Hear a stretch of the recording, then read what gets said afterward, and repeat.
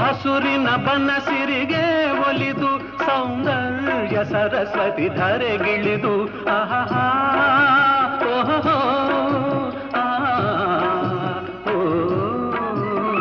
ಹರಿಯುವ ನದಿಯಲ್ಲಿ ಈಜಾಡಿ ಹೂಬನದಲ್ಲಿ ನಲಿಯುತ್ತ ಓಲಾಡಿ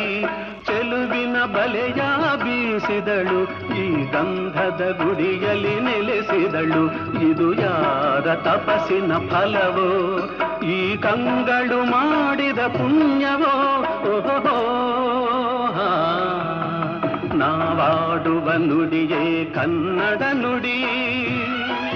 ನಾವಿರುವ ತಾಣವೇ ಗಂಧದ ಗುಡಿ ಅಂದದ ಗುಡಿ ಗಂಧದ ಗುಡಿ